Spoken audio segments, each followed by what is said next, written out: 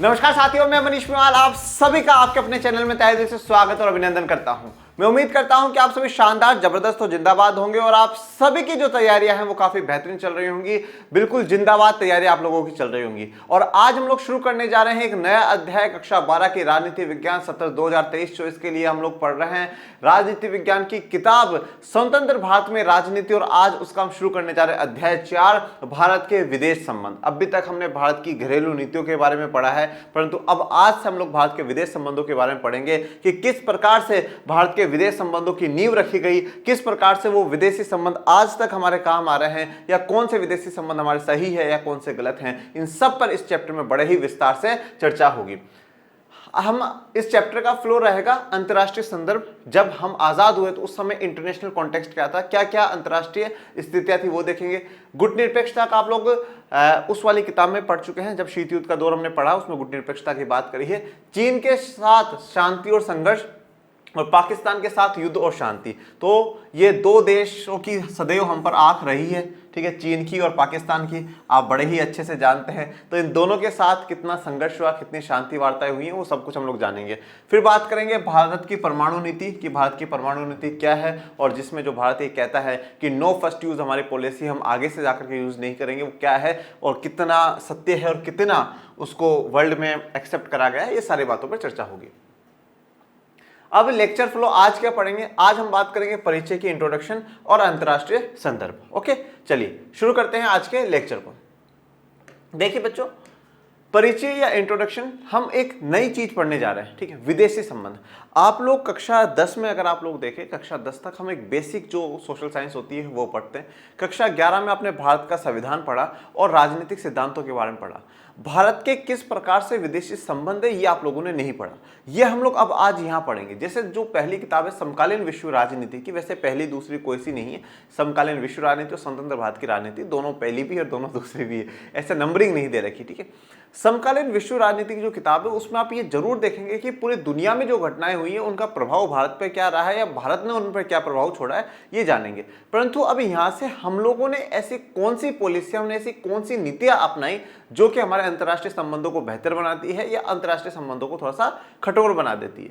और सबसे बड़ा सवाल यह आता है कि हमें अंतर्राष्ट्रीय संबंधों की आवश्यकता ही क्यों है, क्यों हमें इंटरनेशनल रिलेशंस बनाने की आवश्यकता है। तो आइए शुरू करते हैं। परिचय में अगर मैं कहूं, सबसे पहले हम कहते हैं कि हमें हमारे देश का विकास करना है। नो डाउट, आप भी कहोगे बिल्कुल सर, देश का विकास करना है, देश का विकास करना है, देश का डेवलपमेंट करना है।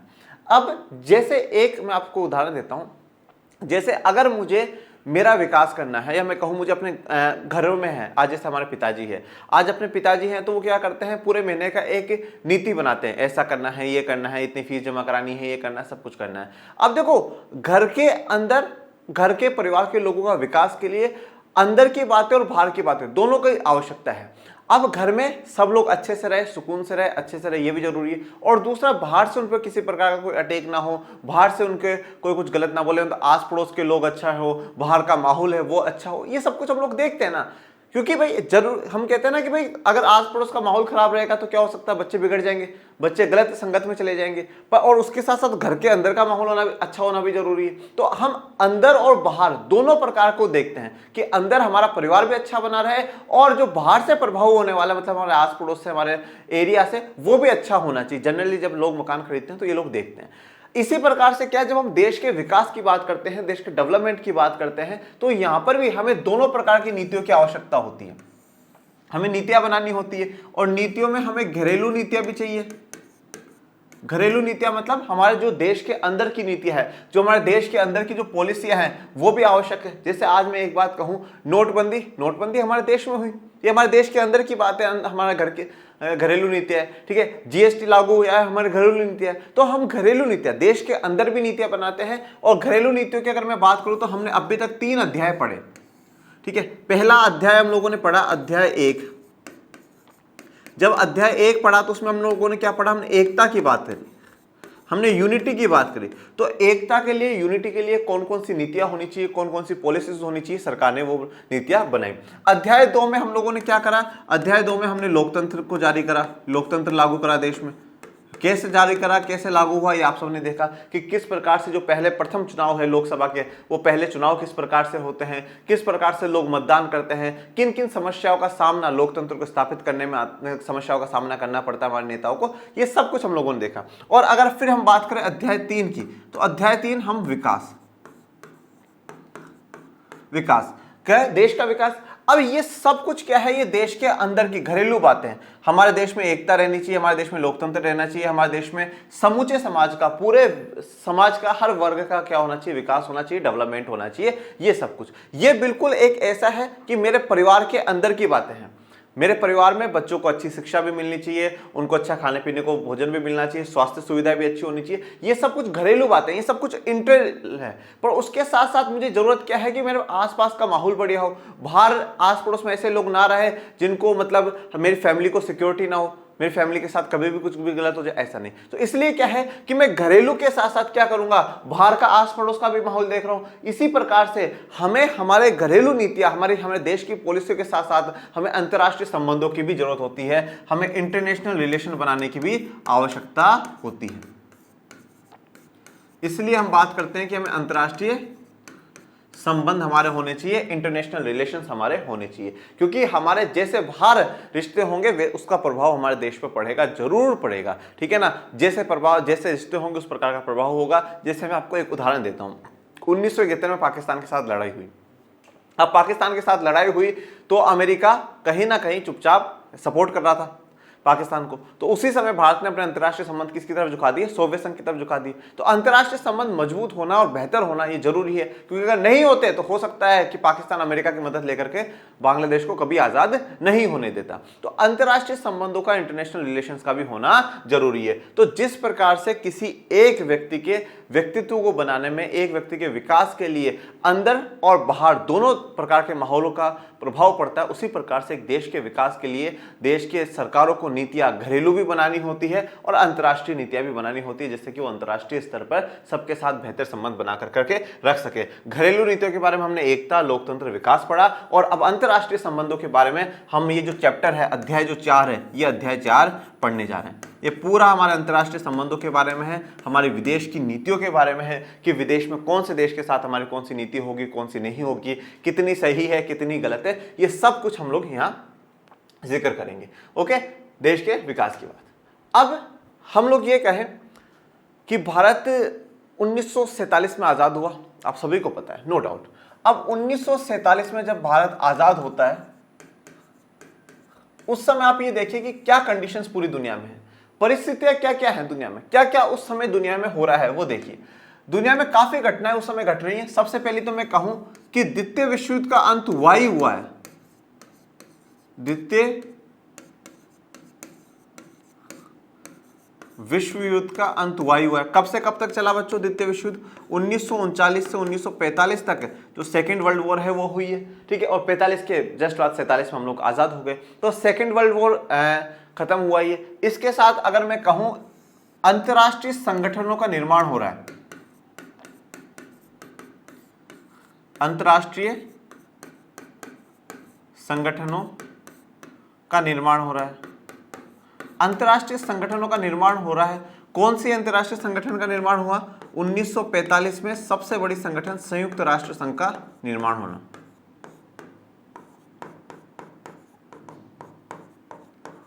किसका निर्माण हुआ? संयुक्त राष्ट्र संघ, या जिसको हम लोग क्या कहते हैं, यूएनओ, यूनाइटेड नेशन ऑर्गेनाइजेशन का निर्माण हुआ 1945 में। तो अंतरराष्ट्रीय संगठन उस समय बन रही है। उसके अलावा मैं अगर बात कहूं उपनिवेशवाद से आजादी, उपनिवेशवाद से आजाद नव स्वतंत्र देश, तो जो उपनिवेश है अभी अभी आजाद हुए हैं, नए नए जो देश आजाद हुए हैं, जैसे उसमें आप गिनती भारत की भी ले लीजिए, तो ऐसा बहुत से देश हैं जो अब अफ्रीका और एशिया के ऐसे बहुत से देश हैं जो अब उपनिवेशवाद से क्या हो रहे हैं, धीरे धीरे आजाद होते जा रहे हैं। द्वितीय विश्व युद्ध का अंत होना, अंतरराष्ट्रीय संगठनों का निर्माण होना, उपनिवेशवाद से आजाद नव स्वतंत्र देश उभर रहे हैं, मतलब नई स्थितियां उभर रही हैं। इसके साथ साथ एक घटना में और जोड़ देता हूं, वो क्या है? शीत युद्ध का प्रारंभ। शीत युद्ध, और शीत युद्ध किस किस के बीच में हुआ? आप लोगों को बड़े ही अच्छे से पता है, यूएसए और यूएसएसआर।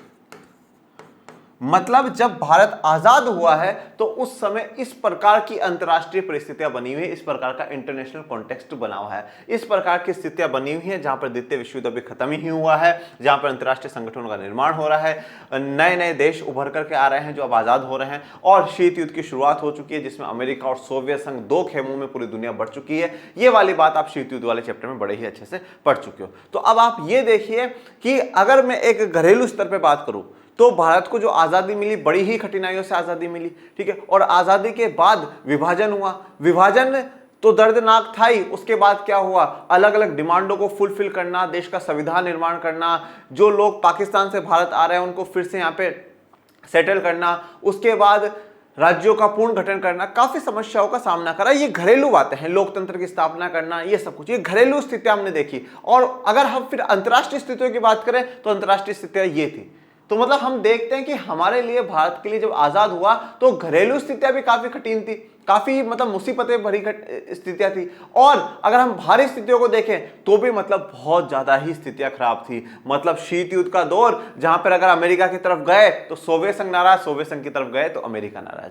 ये चैप्टर, ये अध्याय पढ़ना हमारे लिए क्यों आवश्यक हो जाता है? ये इसलिए आवश्यक हो जाता है कि अगर हम ये कहते हैं कि ये नीति या ये पॉलिसी अपनाई गई या इस देश को सपोर्ट करा गया, इस देश के हम अगेंस्ट में गए, तो उन सबका में कारण पता चलता है, क्योंकि हम परिस्थितियों को देख रहे हैं, हम स्थितियों को देख रहे हैं। बच्चों, हमेशा एक बात ध्यान रखना, पॉलिटिकल साइंस के स्टूडेंट होने के नाते कभी भी हवा में बात मत करना, बेतुकी बातें मत करना।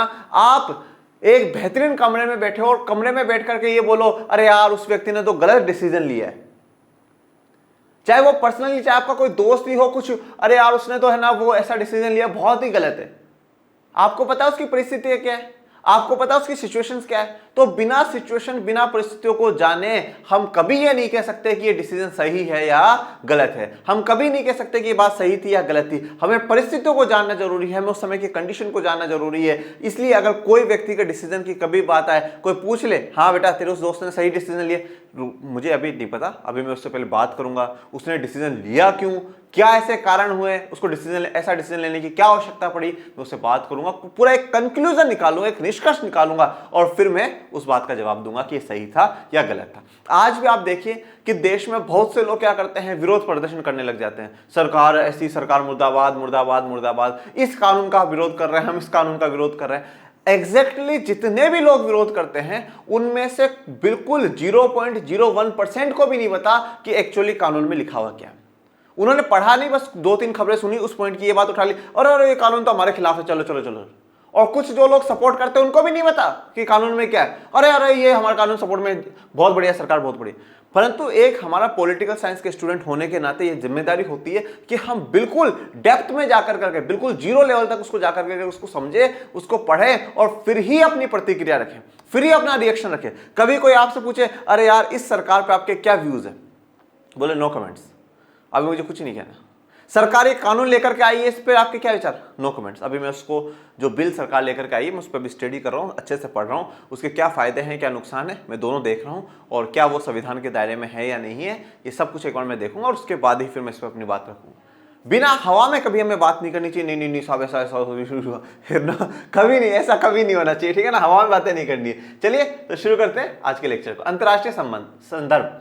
भारत बड़ी विकट और चुनौतीपूर्ण अंतर्राष्ट्रीय परिस्थितियों में आजाद हुआ, तो आप सभी को बहुत अच्छे से अभी मैंने बता दिया। तो काफी विकट और चुनौतीपूर्ण अंतर्राष्ट्रीय परिस्थितियां थी। इंटरनेशनल जो कॉन्टेक्स्ट है, उस समय की जो कंडीशंस है वो काफी चुनौतीपूर्ण कंडीशंस थी, काफी मतलब आप कह सकते हैं चुनौती भरी परिस्थितियां है उस समय भारत ने देखी, जिसमें आप लोग क्या क्या बात कर सकते हैं।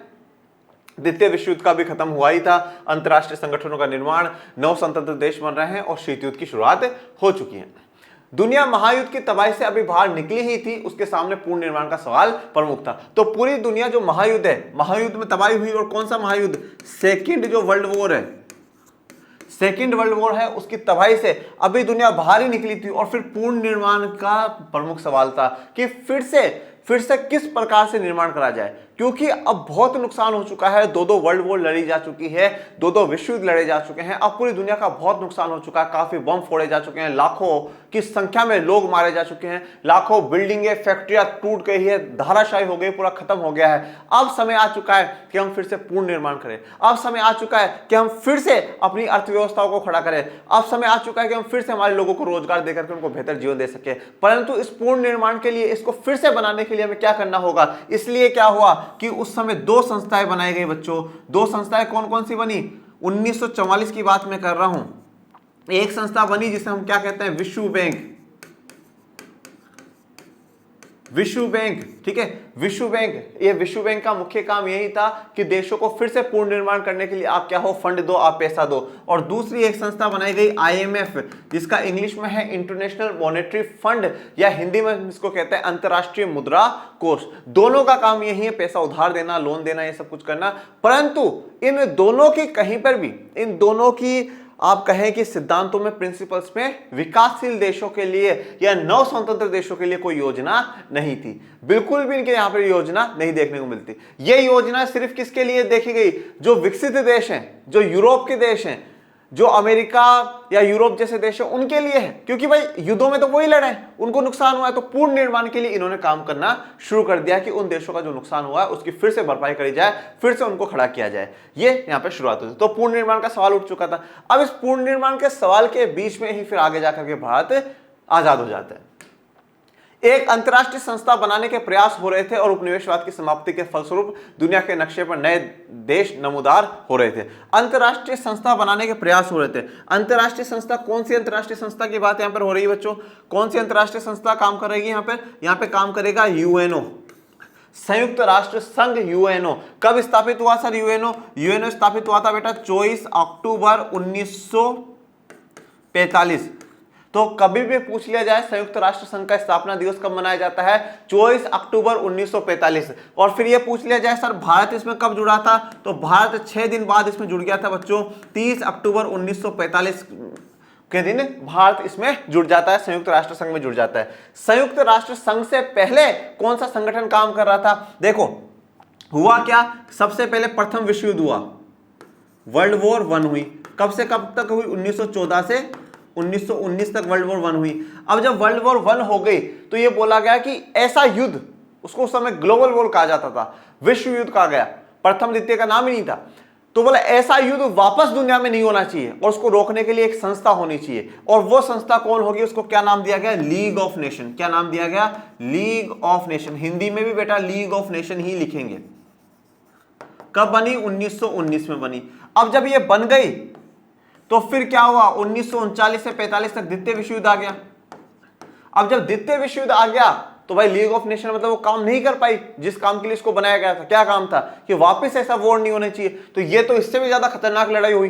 तो बोले ठीक है, लीग ऑफ नेशन को हटाओ, अब एक नई संस्था बनाओ। और नई संस्था कौन सी बनी है? यूनाइटेड नेशन ऑर्गेनाइजेशन, संयुक्त राष्ट्र संघ बनी है। और इसकी भी वही जिम्मेदारी थी जो लीग ऑफ नेशन की थी कि वापस कभी भी ऐसा युद्ध, ऐसा भीषण युद्ध, ऐसा भयंकर युद्ध है ना, वापस कभी भी नहीं होना चाहिए। आपको मध्यस्थता करनी है, आपको देशों को समझाना है और युद्ध से बचाना है। और युद्ध से किस की तरफ लेकर के चलना है? शांति की तरफ लेकर के चलना है। और आज बुद्ध पूर्णिमा है बच्चों, और आप सभी को बहुत अच्छे से पता होगा कि आज भगवान बुद्ध का जन्म भी हुआ था। आज के दिन ही भगवान बुद्ध को ज्ञान की भी प्राप्ति हुई थी और आज के दिन ही भगवान बुद्ध का महापरिनिर्वाण भी हुआ था। और भगवान बुद्ध का भी संदेश क्या था? शांति का ही संदेश था, ठीक है ना। तो इसलिए माननीय प्रधानमंत्री जी ने एक बार कहा था कि भारत युद्ध नहीं बुद्ध वाला देश है। हमने दुनिया को शांति सिखाई है, हमने पीस सिखाया है। तो भगवान बुद्ध को बार कोटि कोटि नमन हमारी तरफ से, ठीक है। तो यहां से युद्ध से छोड़ करके किधर चलने लगे? शांति की तरफ। हमें पीस स्थापित करनी है। तो अब देखिए चुनौतियां भारत के सामने उस समय अंतरराष्ट्रीय परिस्थितियों में है। पूर्ण निर्माण का काम चल रहा है, अंतरराष्ट्रीय संस्था बनाई गई है। उपनिवेश की समाप्ति के कारण क्या हुआ कि जो नए नए देश है दुनिया के नक्शे पर, नए नए देश अब हमें देखने को मिल रहे हैं, जिनको हम लोग क्या कहते हैं? नव स्वतंत्र देश कहते हैं, ठीक है। अब भी न्यूली इंडिपेंडेंट जो नेशंस है उनकी बात हो रही है। नए देशों के सामने लोकतंत्र कायम करने और अपनी जनता की भलाई करने की दोहरी चुनौती थी। अब देखो, अब जितने भी नए देश हैं, नए देश में मतलब जो अभी आजाद हुए, उनमें भारत भी आजादी हुआ था 1945 के बाद, 47 में आजाद हुआ। उनके सामने दो चुनौतियां थी। दो चुनौतियां क्या क्या थी? पहली, लोकतंत्र स्थापित करना, लोकतंत्र स्थापित करना। तो भारत तो इसमें सक्सेसफुल हो गया, भारत ने तो लोकतंत्र स्थापित कर लिया, परंतु काफी ऐसे देश हैं जो लोकतंत्र स्थापित नहीं कर पाए। काफी देश ऐसे हैं जो फेल हो गए लोकतंत्र को स्थापित करने में। तो उन्होंने फिर क्या करा, उन्होंने वहां पे तानाशाही बिठा दी, उन्होंने वहां पे फौजी का शासन कर दिया, परंतु लोकतंत्र स्थापित नहीं हो पाया। तो लोकतंत्र स्थापित करना और दूसरा जनता की भलाई करना, मतलब विकास करना, डेवलपमेंट करना, ये दो क्या है मुख्य चुनौती उस समय रही। ठीक है, सभी नव देशों के लिए, नव स्वतंत्र देशों के लिए चुनौती रही कि हमें हमारे देश में लोकतंत्र की स्थापना करनी है और जनता की भलाई करनी है, हमें विकास हमारे देश का करना है। परंतु अब एक बात बताइएगा, सोचिए भारत के जो नेता हैं उनकी दूरगामी जो सोच है उसको देखिए। जब हम आजाद भी नहीं हुए थे उस समय ही ये विश्वास नेताओं ने अपने अंदर बना लिया था, ये सपना संजो लिया था कि जिस दिन भारत आजाद होगा, दो हमारी आम सहमति है। चैप्टर 1 याद करिए, राष्ट्र निर्माण की चुनौतियां, मैंने आपको पढ़ाया है। आम सहमति में क्या था, लोकतंत्र और विकास था या नहीं था? मतलब हम आजाद होने से पहले लोकतंत्र और विकास की बात कर रहे हैं, और विकास में समूचे समाज के विकास की बात कर रहे हैं, किसी एक वर्ग, एक व्यक्ति के विकास की बात हम लोग नहीं कर रहे हैं। हमने लोकतंत्र के लिए लोगों के ताने सुने, लोगों ने कहा कि जवाहरलाल नेहरू एक सबसे बड़ा जुआ खेल रहे हैं यहाँ पे लोकतंत्र को स्थापित करने। भारत जैसे जहां पर 85% जनता अशिक्षित है, वहां पर कभी लोकतंत्र सफल ही नहीं हो सकता। परंतु जब 50% से ज्यादा मतदान हुआ, तब दुनिया की आंखें खुली की खुली रह गई, दुनिया की आंखें खुली की खुली रह गई कि नहीं, भारत में भी लोकतंत्र स्थापित हो सकता है। पूरी दुनिया को हमने एक संदेश दिया कि लोकतंत्र से बेहतर शानदार व्यवस्था कोई नहीं है, और अगर देश के नेता, देश की जनता ठान ले कि लोकतंत्र स्थापित करना है तो हम लोग कर सकते हैं। और विकास के लिए सरकार ने योजनाएं अपनाई। सरकार ने ना पूंजीवाद का साथ दिया, ना समाजवाद का साथ दिया, सरकार ने एक बीच राह चुनी, मिश्रित अर्थव्यवस्था। सरकार ने कृषि पर भी ध्यान दिया, सरकार ने उद्योगों पर भी ध्यान दिया, सरकार ने सार्वजनिक क्षेत्र को भी बनाया, सरकार ने निजी क्षेत्र को भी बनाया, सरकार ने सबको साथ लेकर के सबका विकास किया है। तो भारत की विचारधारा, भारत की सोच और भारत के नेताओं का दूरगामी जो दर्शन था वो सच में बेहतरीन था। और यह दो काम करने के लिए ही सारे नव स्वतंत्र देश आगे पीछे घूम रहे थे कि बस ये दो काम हमें करने, लोकतंत्र और विकास, लोकतंत्र और विकास। परंतु काफी देश दोनों में ही सफल नहीं हुए और भारत दोनों में ही सफल हुआ। तो ये लोकतंत्र का प्रतीक, हमारा लोकतंत्र का मंदिर, भारत की संसद। स्वतंत्रता के तुरंत बाद भारत ने जो विदेश नीति अपनाई, उनमें हम इन सारे सरोकारों की झलक पाते हैं। देखो, अब एक बात बताइएगा, जैसे वापस फिर हम उदाहरण लेते हैं कि भाई अगर मैं जिस घर में रह रहा हूं उस घर में घर का अंदर का माहौल सही होना बड़ा ही आवश्यक है, परंतु उसके साथ साथ आस पड़ोस का माहौल होना भी अच्छा होना जरूरी है। क्योंकि अगर मान लीजिए कि आस पड़ोस का माहौल खराब है, खराब लोग रहते हैं, ठीक है, मान लीजिए वो शराब पीते हैं, हल्ला मचाते हैं, गाली गलौज करते हैं, तो अब उसका गलत प्रभाव बच्चों पर भी पड़ेगा, ठीक है, और सुनेंगे तो वो गलत होगा। पर इसलिए हमें क्या है कि घर का तो अच्छा बना करके रखना ही है, बल्कि साथ साथ क्या है, जो आस पड़ोस के जो लोग हैं वो भी अच्छे होने चाहिए और उनके साथ हमारा संबंध अच्छा होना चाहिए। संबंध अच्छा होने का अर्थ ये कि कभी भी हमें आवश्यकता पड़े हम उनकी मदद ले सके। होता है ना भाई, जो अच्छे पड़ोसी होते हैं वही काम आते हैं। हारी बीमारी होती है तो हमें लेकर के जाते हैं, और कोई प्रॉब्लम हो जाती है तो वो हमारी हेल्प करते हैं। तो अच्छे पड़ोसी होना जरूरी है, अच्छे हमारे संबंध उनके साथ होना जरूरी है। तो भारत ने देश के अंदर की जो समस्या है उनको तो बखूबी अच्छे तरीके से दूर करा, उसके साथ साथ जो विदेश नीतियां अपनाई वो भी बेहतरीन थी, वो भी बहुत अच्छी थी। वैश्विक स्तर के इन सरोकारों के अलावा भारत की कुछ अपनी चिंताएं भी थी। देखो, अब हम दुनिया के स्तर पे तो 3-4 समस्याएं देख चुके हैं कि भाई द्वितीय विश्व युद्ध खत्म ही हुआ था, ठीक है, नया संगठन बन रहा था, शीत युद्ध की समाप्ति हो रही थी, ये सब कुछ हम लोग देख, शुरुआत हुई थी। इसके अलावा भारत की खुद की कुछ अपनी चिंताएं थी। अब क्या चिंताएं थी?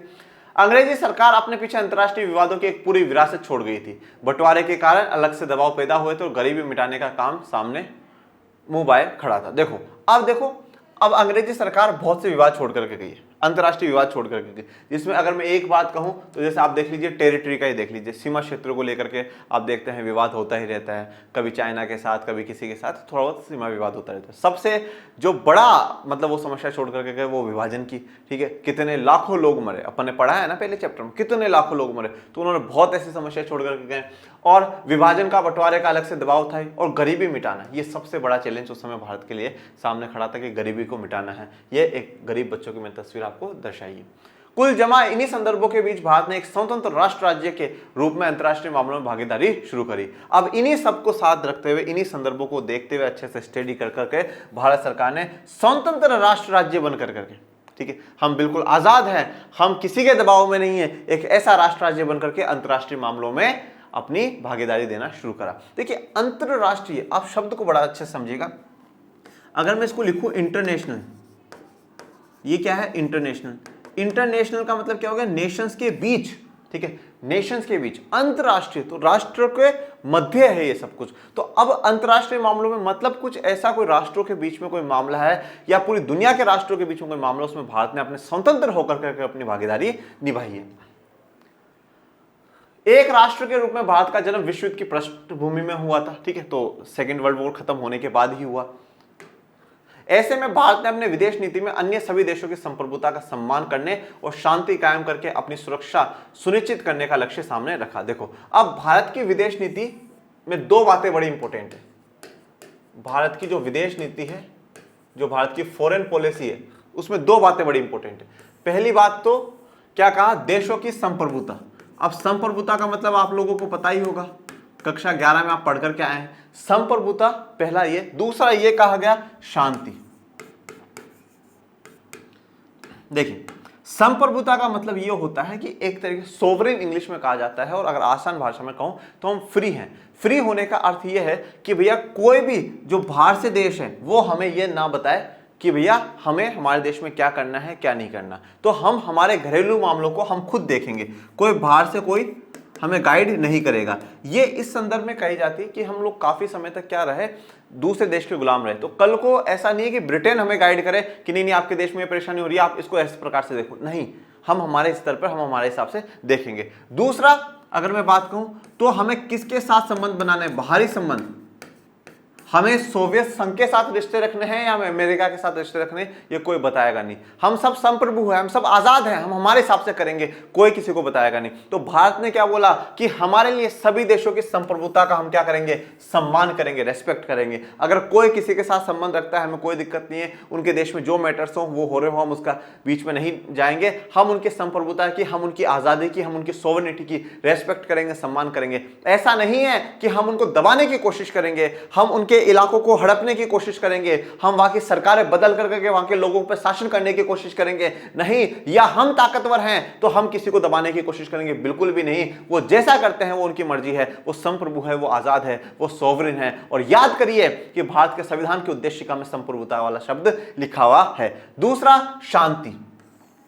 और शांति भारत की आज की बात नहीं कर रहा हूं मैं, या सेकेंड वर्ल्ड वॉर के बाद नहीं, भारत सदियों से हमेशा ये मैसेज देता हुआ है।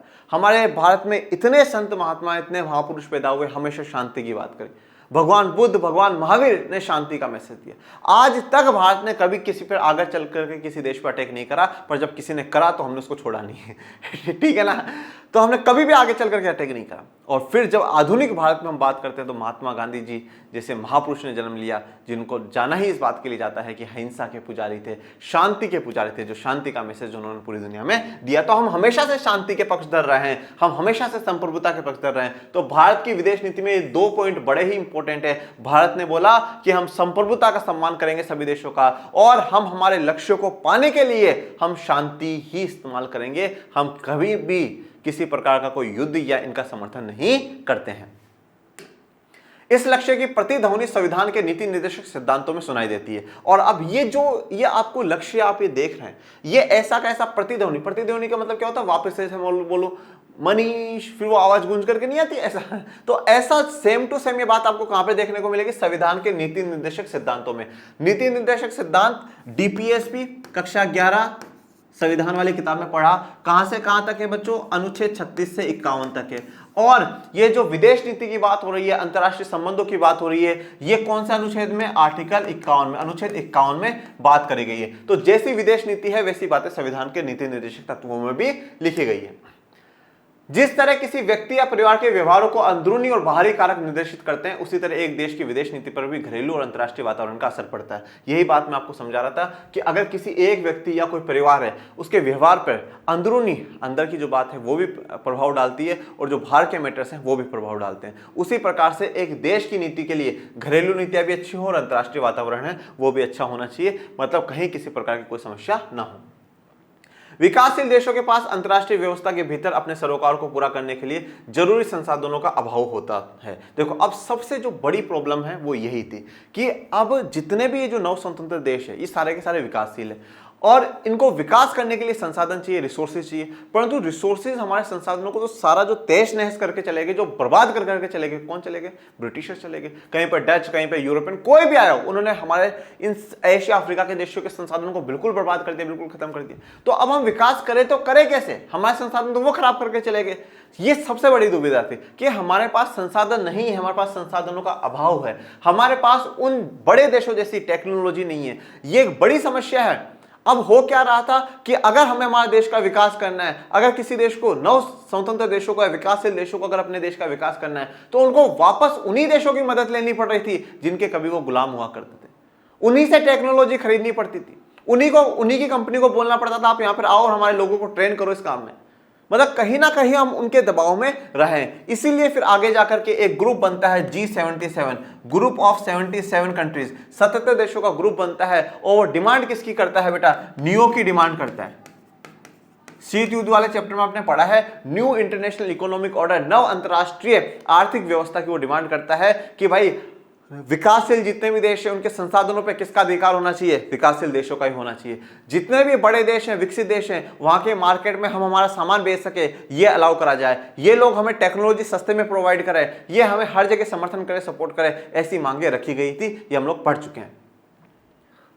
इसके चलते वे बड़े छड़े देशों की अपेक्षा बड़े सीधे सीधे सादे लक्ष्यों को लेकर अपनी विदेश नीति तय करते थे। तो इन सबको ध्यान में रख करके ही विदेश नीति तय होती थी। ऐसे देशों का जोर इस बात पर होता था कि उनके पड़ोस में अमन चैन कायम रहे और विकास होता रहे। देखो अब सभी देश ही चाहते हैं कि हमारे आस पड़ोस में अमन चैन बना रहे, शांति बनी रहे और हमारे देश का विकास होता रहे।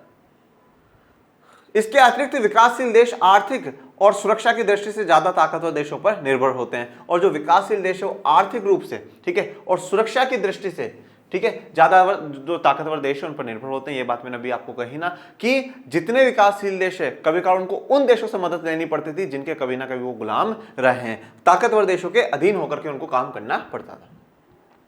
इस निर्भरता का भी उनकी विदेश नीति पर जब तब असर पड़ता है, ठीक है। और अभी अगर किसी पे वो निर्भर होकर के काम कर रहे हैं तो उसका भी विदेश नीति पर प्रभाव पड़ा। दूसरे विश्व युद्ध के तुरंत बाद के दौर में अनेक विकासशील देशों ने ताकतवर देशों की मर्जी को ध्यान में रखकर अपनी विदेश नीति अपनाई, क्योंकि इन देशों से इन्हें अनुदान अथवा कर्ज मिल रहा था। तो अब जो दूसरे विश्व युद्ध के तुरंत बाद क्या हुआ, जो ज्यादातर विकासशील देश हैं उन्होंने इन्हीं ताकतवर देशों के हिसाब से नीतियां बनाई। क्यों? क्योंकि उन ताकतवर देशों से उनको अनुदान और कर्ज, मतलब उनको पैसा डोनेशन दिया जा रहा था, उनको कर्जा दिया जा रहा था। और अगर हम उनके हिसाब से विदेश नीतियां नहीं बनाते तो क्या होता, वो पैसा नहीं देते। और उस समय तो सेकेंड वर्ल्ड वॉर के बाद शीत युद्ध की ओर शुरुआत हो गई। अगर आप पूंजीवादी विचारधारा को अपना रहे हो तो अमेरिका समर्थित सभी देश आपको मदद करने को तैयार है। और अगर आप सोवियत संघ की विचारधारा को अपना रहे हो तो समाजवादी और सोवियत संघ समर्थित जो सारे देश हैं वो आपकी मदद करने को तैयार है। तो कहीं ना कहीं तो आपको एक ना एक विचारधारा को अपनाना जरूरी था। कहीं ना कहीं तो किसी के पक्ष में जाकर के आपको अपनी विदेश नीतियां तैयार करना जरूरी ही था। इस वजह से दुनिया के विभिन्न देश दो खेमों में बट गए, ठीक है। अब ये आपने सब कुछ पढ़ा है, ठीक है, चैप्टर 1 शीत युद्ध में। एक खेमा संयुक्त राज्य अमेरिका और उसके समर्थक देशों के प्रभाव में रहा, तो दूसरा खेमा सोवियत संघ के प्रभाव में। बहरहाल जब भारत आजाद हुआ था और अपनी विदेश नीति तैयार कर रहा था तब शीत युद्ध शुरू ही हुआ था और दुनिया बड़ी तेजी से दो खेमों में बढ़ती जा रही थी। और जब भारत आजाद हुआ तो शीत युद्ध की शुरुआत ही हुई थी और पूरी दुनिया दो खेमों में बढ़ चुकी थी, एक पूंजीवादी गुट और एक समाजवादी साम्यवादी गुट। अब संवैधानिक सिद्धांत, ये जो हमारे आर्टिकल 51 में दिए हुए हैं, अनुच्छेद 51 में दिए हुए हैं डीपीएसपी के, वो चर्चा कर लेते हैं। भारतीय संविधान के अनुच्छेद 51 में अंतर्राष्ट्रीय शांति और सुरक्षा के बढ़ावे के लिए राज्य के नीति निर्देशक सिद्धांत के हवाले से कहा गया है कि राज्य, अब राज्य क्या है, राज्य का एक यहाँ पे आप छोटा सा रूप मान लीजिए सरकार। बाकी राज्य की जो पूरी परिभाषा है हम कक्षा 11 में आर्टिकल 13 में अनुच्छेद 13 में पढ़ करके आ चुके हैं। तो यहाँ पे संविधान ने अनुच्छेद 51 में अंतर्राष्ट्रीय शांति और सुरक्षा को बनाए रखने के लिए, बढ़ावा देने के लिए कुछ प्रावधान नीति निर्देशक तत्व में किए हैं जो कि राज्य की जिम्मेदारी है उनको करना। अंतर्राष्ट्रीय शांति और सुरक्षा की अभिवृद्धि का सबसे पहले बोला गया कि शांति और सुरक्षा को बढ़ाया जाए, ठीक है ना। कभी भी युद्ध की बातें ना हो, जहां तक कोशिश हो सके वहां पे शांति पर ही जोर दिया जाए, पीसफुल होकर के ही जोर दिया जाए। राष्ट्रों के बीच न्याय संगत और सम्मानपूर्वक संबंधों को बनाए रखने का बात कही गई। देखिए राष्ट्रों के बीच न्याय संगत, अब ऐसा ना हो कि आप अगर किसी राष्ट्र के साथ संबंध बनाने की कोशिश कर रहे हो तो आप उसको बिल्कुल लूटने की दृष्टि से जा रहे हो, नहीं, उसका भी विकास होना चाहिए, हमारे देश का भी विकास होना चाहिए और सम्मानपूर्ण संबंधों को बनाए रखना, ठीक है। हमारे संबंधों में सम्मान ऐसा नहीं होना चाहिए कि कोई देश हमसे दब रहा है या डर रहा है, नहीं, हमारा विकास हो, उसका विकास हो, उसके नजरों में हमारे प्रति सम्मान हो और हमारी नजरों में उसके प्रति सम्मान होना चाहिए। हमें ऐसी नीतियां नहीं अपनानी जिससे कि हम किसी को दबाएं। ये जो यहाँ पे तस्वीर दिखाई, ये पीस, शांति के लिए दर्शाई जाती है। संगठित लोगों के एक दूसरे से व्यवहारों में अंतर्राष्ट्रीय विधि और संधि बाध्यताओं के प्रति आदर बढ़ाने का। देखो, अब जितने संगठित लोगों के एक दूसरे व्यवहारों में अंतर्राष्ट्रीय विधि और संधि, अगर एक देश दूसरे देश के साथ कुछ भी काम कर रहा है, हम सब अंतर्राष्ट्रीय जो विधि है, अंतर्राष्ट्रीय जो कानून है, इंटरनेशनल जो लॉ बने हुए उनको मानेंगे। कोई संधिया, अगर हमने कोई एग्रीमेंट साइन कर रखा है, हम उसको फुलफिल करेंगे, हम उसको मानेंगे। हम हमारी मर्जी से कुछ भी नहीं है, ठीक है। अगर अंतर्राष्ट्रीय संगठनों ने कुछ नियम तय कर रखे हैं सभी देशों के लिए, तो हम उनको मानेंगे, कभी उनको बाहर जाकर के काम नहीं करेंगे।